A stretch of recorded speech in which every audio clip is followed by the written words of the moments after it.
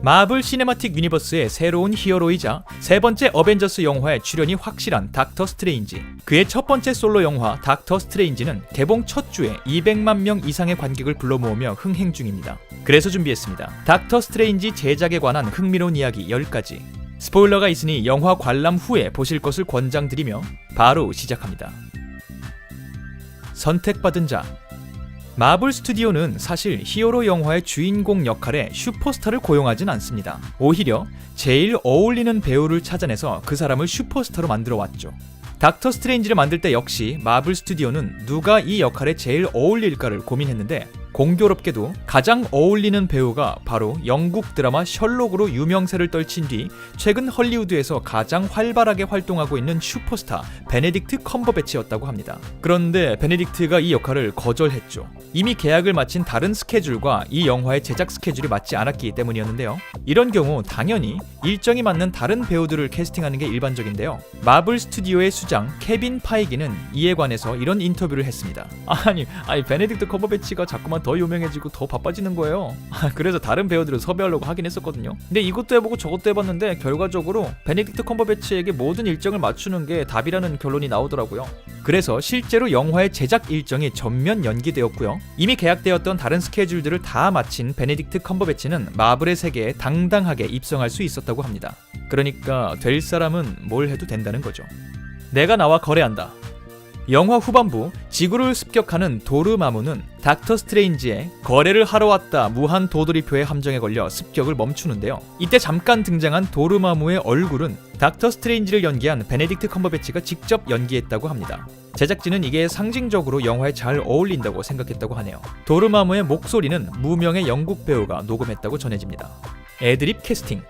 영화 초반부 도서관 사서인 웡과 친해지기 위해서 닥터 스트레인지는 한 단어 이름으로 활동하는 팝스타들을 거론합니다. 그리고 웡을 두 번째로 봤을 때는 아예 비욘세라고 부르죠. 최근 한 인터뷰에서 베네딕트 컴버배치는 이게 그냥 즉흥 연기를 하던 중에 나온 이름이었다고 밝혔습니다. 결과적으로 비욘세는 이름뿐 아니라 노래까지 영화에 등장했으니까 나중에 베네딕트 컴버배치를 보면 밥은 한번 사야 되지 않을까 싶네요. 사실은 세 번째. 닥터 스트레인지는 사실 이전에 이미 2번이나 실사화된 적이 있습니다. 1978년 미국 TV 채널 CBS에서 닥터 스트레인지의 드라마화를 위해 1시간이 넘는 파일럿 프로그램을 편성했던 적이 있고요. 1992년에는 아예 영화화가 진행되어서 개봉된 적이 있습니다. 물론 두 프로젝트 모두 실패했습니다. 아니라면 우리가 이 작품들을 알고 있을 테니까요. 1978년 작품의 경우 닥터 스트레인지의 복잡한 세계관을 옮기는 데 실패해서 작품 중반부까지 마치 의학 드라마같이 의사 스트레인지가 환자들을 잘 보살피는 모습을 보여주면서 정규 편성에 실패했다고 하고요. 1992년 작품의 경우 영화가 제작되기도 전에 판권의 유효기간이 만료되어서 이름부터 설정까지 조금씩 바꾼 뒤에 닥터 모드리드라는 이름으로 영화가 완성되고 조용히 사라졌다고 합니다. 그만큼 창작자들에게는 매력적이면서도 실제로 만들기는 어려운 소재였던 모양이죠. 투자의 힘. 앞선 실사화의 실패를 겪지 않기 위해서 마블 스튜디오는 이번 영화를 추진하면서 배우 섭외만큼이나 감독 선정에도 심혈을 기울였습니다. 멀티 유니버스와 마법이라는 세계관을 그럴싸하게 현실 세계에 구현해줄 사람이 필요했으니까요. 그렇게 여러 감독을 저울질하고 있다는 소문이 무성하던 가운데 닥터 스트레인지의 오랜 팬이었던 스콧 데릭슨 감독은 이 작품의 감독을 너무 맡고 싶어서 자비를 들여서 영화의 컨셉 비디오를 직접 만들었고 이를 마블 스튜디오 측에 보여줬다고 합니다. 그리고 감독직을 따냈죠. 네, 꿈을 위해선 투자를 해야 한다는 소중한 교훈을 전해주신 감독님입니다. 화이트워싱. 배우 틸다 스윈튼이 카리스마 있게 연기해낸 에인션트 1은 사실 원작에서는 티베트인 남성 노인입니다. 하지만 이 중요한 캐릭터를 백인 여성이 연기한다고 했을 때 동양인 캐릭터를 백인이 연기하는 이른바 헐리우드의 화이트워싱이 또다시 행해진 것 아니냐는 비난이 있었는데요. 이와 관련해서 마블 스튜디오는 다양성을 추구하기 위한 결정이었으며 영화 속 에인션트 1은 티베트인이 아니라 켈트족 출신이라고 설정을 바꾸었기 때문에 화이트워싱이 아니라고 밝힌 바 있습니다. 하지만 영화의 각본에 참여한 한 각본가가 티벳인 캐릭터가 나오면 티벳과 정치적으로 민감한 중국 시장에서 흥행하지 못할 것 같았기 때문에 설정을 바꾼 거였다라는 인터뷰를 하면서 또 다른 논란을 불러왔죠. 이 각본가는 후에 여러 매체를 통해서 자신의 발언은 마블의 입장이 아니라 철저히 혼자만의 생각이었다고 밝혔지만 이미 뒤숭숭해진 분위기를 잠재우기에는 충분하지 않았던 바가 있습니다. 베네딕트들. 영화 닥터 스트레인지에는 두 명의 베네딕트가 출연합니다. 베네딕트 컴버배치와 베네딕트 웡이죠. 근데 이 베네딕트 웡이라는 배우가 맡은 영화 속 역할은 웡이라는 캐릭터입니다. 그러니까 이 영화에는 베네딕트랑 베네딕트가 출연을 하는데 그 중에 웡 역할을 맡은 베네딕트 웡의 실제 성이 웡이라서 이 베네딕트는 자신의 이름으로 영화에 출연을 하는 그런 베네딕트가 되었다라는 그런 사실도 있습니다. 인간사 세옹지마. 영화에서 닥터 스트레인지의 조력자로 등장하는 크리스틴 팔머는 국내에서 노트북, 어바웃 타임으로 유명한 레이첼 맥아담스가 연기했습니다.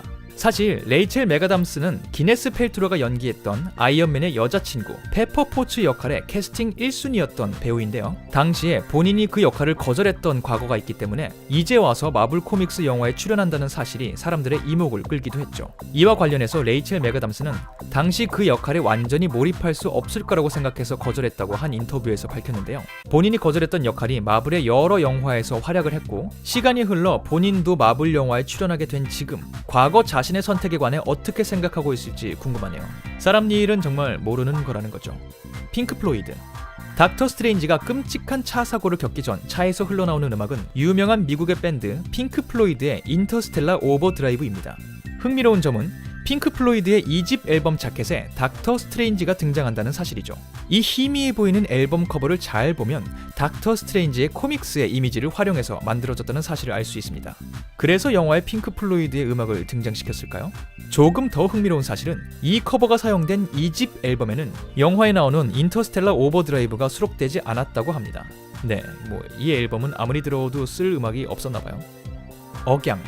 배우 베네딕트 컴버배치에게 빠져들게 되는 요소 중에는 물론 잘생김을 연기하는 그의 외모와 연기력도 있지만 듣기만 해도 머리가 좋아지는 것 같은 그의 똑부러지는 영국 억양도 포함됩니다. 하지만 이번 닥터 스트레인지에서 뭔가 기존의 베네딕트 컴버배치와는 다른 느낌을 받으셨다면 그건 이번 영화에서 그가 미국 억양을 사용했기 때문입니다.